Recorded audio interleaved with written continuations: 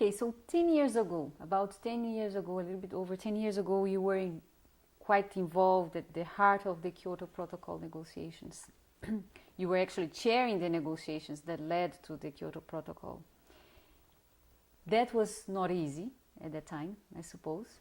And certainly it's not easy now with the Copenhagen process. What do you think is necessary to really make it happen, for countries to make the deal? It was already a miracle that we got a legal text which was accepted and signed and ratified. These are 3 stages for any international treaty. A miracle, because in Kyoto itself there was agreement about the targets, the objectives, how much cut should be accepted by an individual country, a group of countries within a period of about 15 years. But it's much more difficult to agree on the instruments. Targets can be agreed upon, but instruments, how to do it, that's difficult. Now we got that, and then you have to put that into a legal text.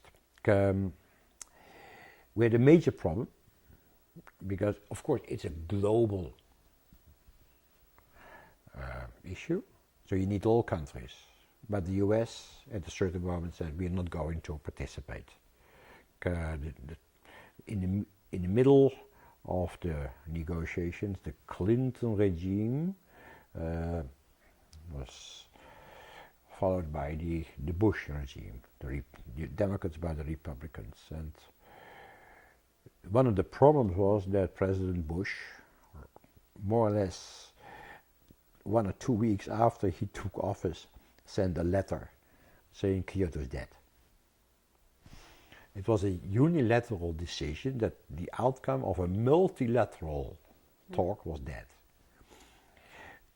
which was a major blow. But we turned the negative into something positive, because we got all other countries protesting. Mr. President, it's not up to you unilaterally to declare something which is the outcome of a worldwide negotiation that if it is dead, we have to come to that conclusion together, not you alone. And that made that all other countries more or less joined forces. They disagreed on many issues, but they wanted to get a success, to show that there was a virtue in multilateral negotiations in the framework of the United Nations. And that is in itself already an important thing. So there was political will, but the political will was the result of a problem which had been raised by a lack of political will in the US. So it is an extremely difficult dilemma. It's a dichotomy. But you got it. But the implementation went very slowly. It may be, nobody knows exactly, that at the end of that period, in 2012, many countries can show that they were meeting, that they will meet the targets. Though the figures are not so positive at the moment, but we are not yet at the end of the period. To a certain extent, they are able to meet the target because of the economic and financial crisis of today, which is having as its consequence low growth, so it means also lower output of greenhouse gas. A blessing in disguise, you may say. But the important thing is that the Kyoto Treaty was an experiment for 15 years on the basis of which the next period should be designed. Because you cannot only cut for 50 years and then start either all over again or stop it.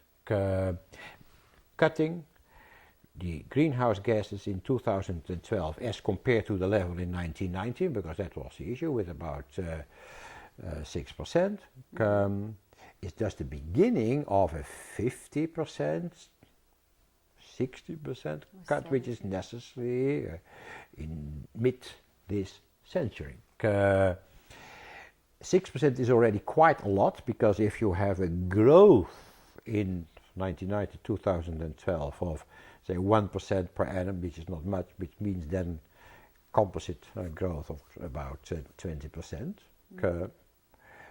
and a 6% decrease, then you have to cut with 25%. That requires a lot. So it is ambitious.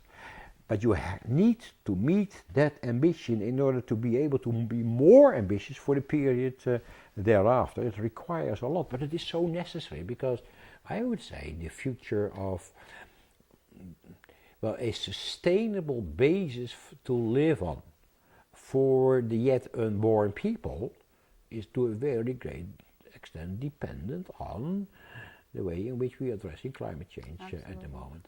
Yeah, but if it's so necessary, and if many people, I would say, share your views in terms of the importance, the urgency, and how necessary it is to come up with such agreements, why is still governments are always having such a difficulty to come up with, to overcome their self-interest, to overcome the national priorities, and really join the international community in a point of convergence of what is really good?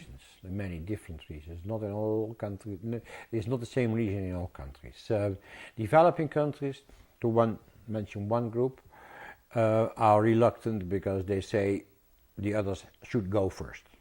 And in my view, the others have to meet the objectives set in Kyoto, otherwise they are not credible asking developing countries also to start doing something. That's number one. Other countries don't want to do it because they think it's very costly. And in some countries it is costly, definitely. But it is a matter of cost and benefits. Thirdly, in some countries, there is a lot of pressure by private companies, by lobbies of big companies, oil companies, for instance, and they have a lot of influence in political decision making. Fourthly, politicians are quite short-sighted, in particular in democracies. 4 years you have another election, so you have to change something which is important. It costs a lot, and the benefits will come later. And a politician, like me, I have been a politician for so many years, each time to face elections 4 years from now. A major transformation will have the benefits maybe 20, 30 years later. I will not be able to show to my electorate 20 years from now that I was right now. No, not at all. Others will have to do that. It means all politicians, in particular in democratic societies, are very reluctant to discuss and impose or propose radical, longer-term change. Mm-hmm. You only do so if you are either convinced of the long-term benefits and you have an enlightened self-interest view, and or you feel that there is a lot of domestic political support for this. You can do it authoritarian, but in a democracy that's not possible, so you need a lot of political support. You have to rally political support. Is that possible? I think so, because one of the changes nowadays is that many educated people in democratic societies take the interest of their grandchildren also into consideration in their decisions of today. 30 years ago, people were thinking in particular if they had to make a political choice about their own interest. Maybe also their own interest as far as their pensions were concerned, longer run. But nowadays people are much more discussing also the health system, the educational system, in the interest of not only their children but also their grandchildren.